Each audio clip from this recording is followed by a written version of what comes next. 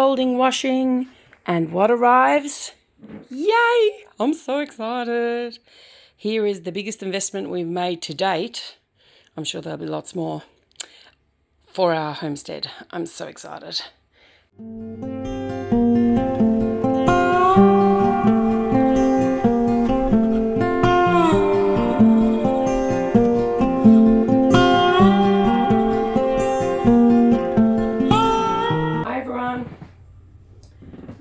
So I thought I'd bring you along for the unboxing of the new incubator.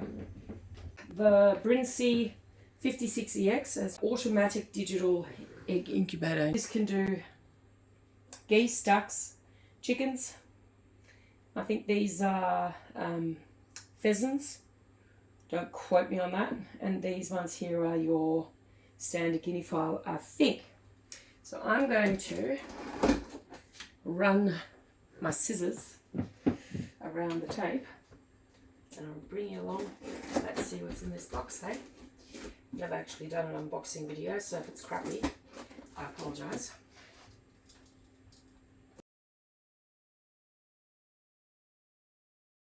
See what else is in there. Alright. So, we've got incubator accessory book. This wasn't cheap. Including delivery, it was very unique poultry because that seems to be the one that everyone recommended. And the total price came to $1,405 including GST and shipping. So shipping wasn't cheap, but we are country, so it was to be expected. Also a heap of information, which is very much appreciated. There is the booklet for the Brinsea. So I'll have some reading to do. Brinsea is used by a lot of wildlife parks and things when they're trying to increase numbers in endangered fowl. So I figure they know what they're doing. That was one of my deciding factors in deciding to go with the Brinsea. I also have a friend who's very much into poultry and hatching, and he also recommended the Brinsea brand. Okay, so that's on. There's all sorts of bits and pieces. So it is working. I'm going to turn it back off because I want to unpack what's inside the incubator. Okay, I'm just going to take this off. So there's your fan built into the lid.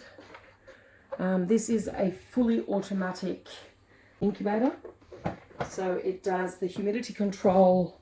So there is a tube that you apparently connect and put into, like cut to size and then put into like an aquarium tube, a little bit more sticky than aquarium tube. Apparently it's not very durable according to some of the feedbacks. It is quite a bit they've given you, so you basically, that hangs in a 1 litre or 2 litre like container full of distilled water, and you then run, or filtered water, and then you run the Brinsea pump, the water pump that's built in, will actually draw water as it needs it.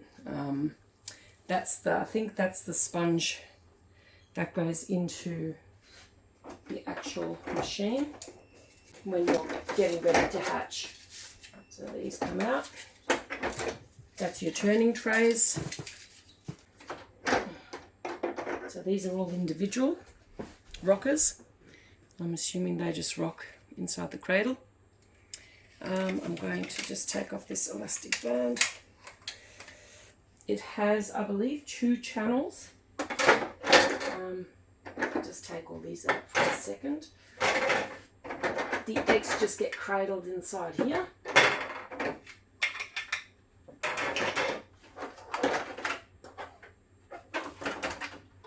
So there we are.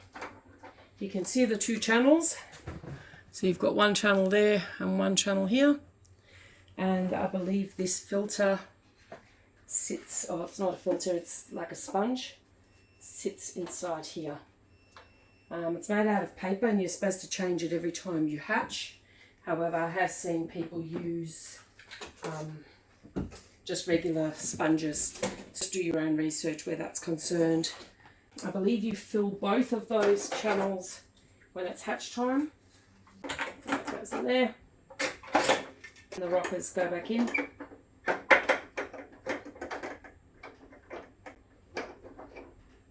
it the right way. And it squishes in like this. And that then sucks up the water, I assume. That goes in here. I'm assuming so. Seems to fit better than before.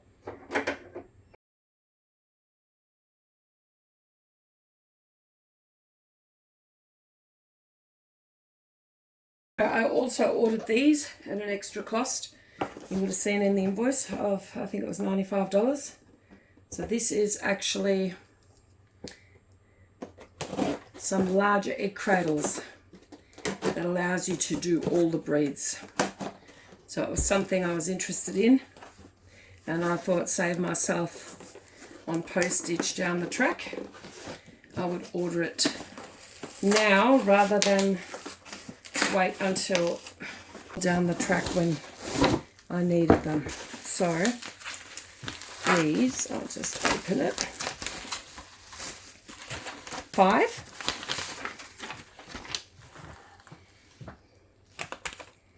Okay, so these are the large cradles. That's the larger egg cradles. You can see they're quite sizable. So yeah, you can see the comparison sizes. They're huge, I tell you. So they're quite a size bigger. So I shall have a bit of a play, try and see if I can set it up, have a look at the manual, and I'll get back to you. Okay, so I've unpacked the lid, and this is actually where the pump is connected. So I don't know if you can see that. You actually have to take the little cover off. So it comes supplied with a plastic cover with a screw, a Phillips head. You just take the cover off, and this tube needs to be run from here over, under, and then through here. So it's just a little, it just sits in this little groove in there. And then you have the larger tube, the larger tube attached. Now, my one actually came with a pre-cut tube here already attached. I wasn't actually aware of that because in the manual it actually mentions, I'll show it to you. It's pretty good diagrammatical instructions. It actually tells you to cut a piece. So I actually followed the instructions, and unfortunately there was already one in there. Whoops. So one side of that goes into the actual incubator, and the other side goes out, and that will sit in a reservoir, as you can see in the photographs here, and that will draw the water as it needs it to control the humidity. I'm going to continue setting it up and then put the lid on, and I'll be back with you in a minute. Okay, now reattached. I've just placed that so that the churning mechanism is on the side, the correct side I should say. So I'm just going to plug this in.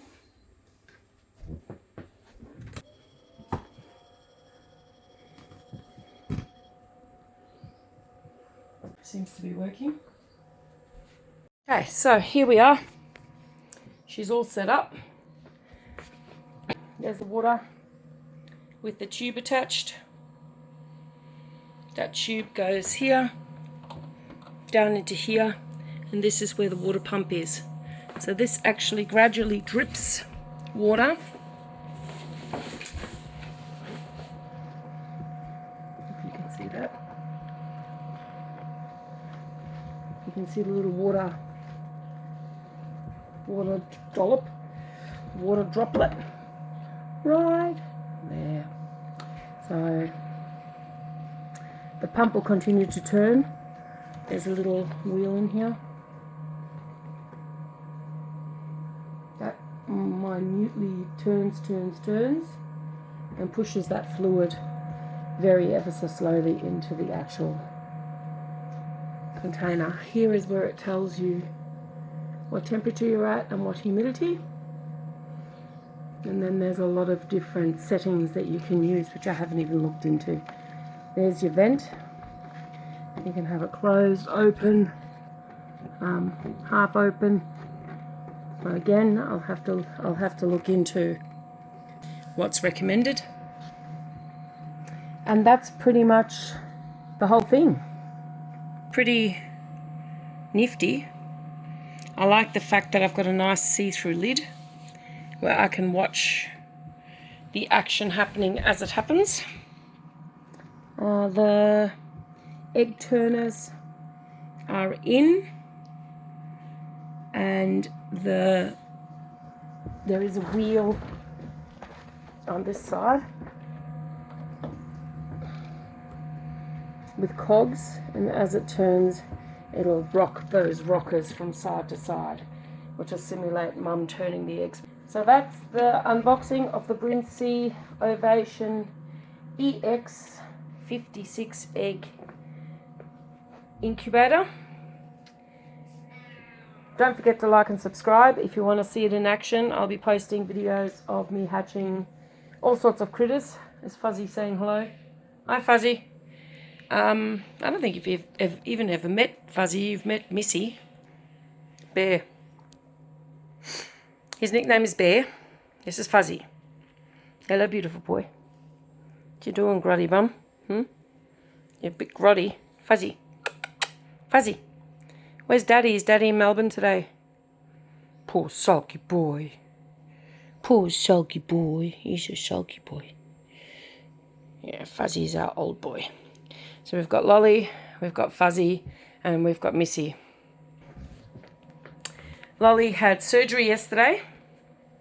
She had 4 what we thought were tumours, but apparently they were benign fatty lumps removed off her bod. She had 2 underarm pits, 1 on her belly and 1 on her rib cage.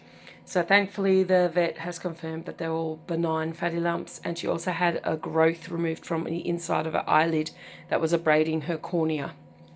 So hopefully, we'll have a bit of a break between them coming back. Wasn't a cheap trip, but our vet is absolutely amazing. So she made the trip to Melbourne for that little surgery. So again, like, subscribe, do all those good things, and I'll see you in the next one. Take it easy. Bye. Adding on to what I was saying before, how many eggs it can carry. So this actually tells you that it's capable of carrying quail, 110 eggs, pheasants, 96, hen, 56, duck, 56, and geese, 55. It also tells you how much power it draws, which might be interested for my friends Corey and Amanda who are into that kind of stuff.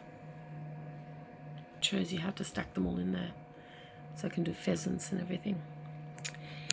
It has quite extensive programming.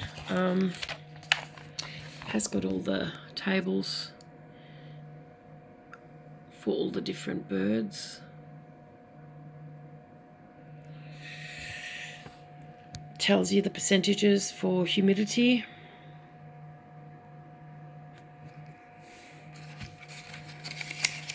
Gives you really good information about everything. And this is the menu. Holy guacamole. On how to actually use the incubator and set all your different settings. I'm going to go across to relative humidity. I'm going to hit OK. And I'm going to say no, I don't want it to be 20. I want it to be 40, I believe. Let's just go 40. I just hit OK. OK.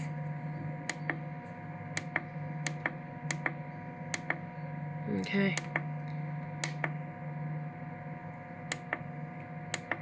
So as you can see, it's got a lot of functions.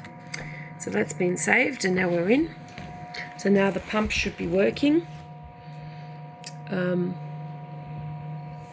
Hopefully a little bit faster. Yep, there you can see the pump working.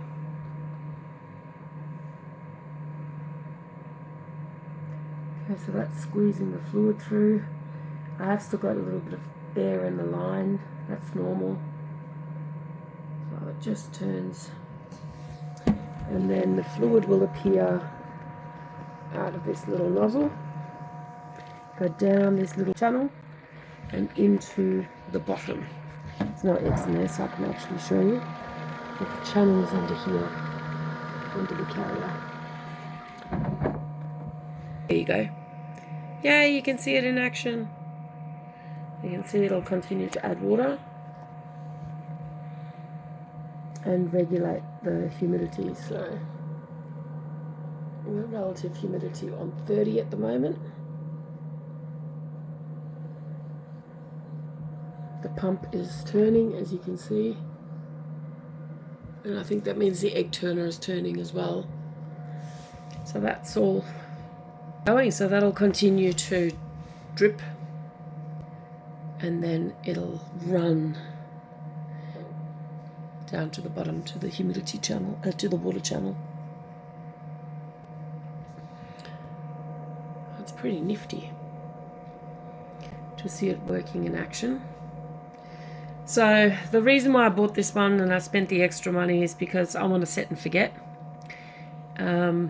I've dubbed my other incubators the eBay murder boxes, care of someone in the hatching forum who referred to their ones as such, and I would have to agree. I paid over $130, $140 for mine, thinking, you know, the more you pay, the better quality you get.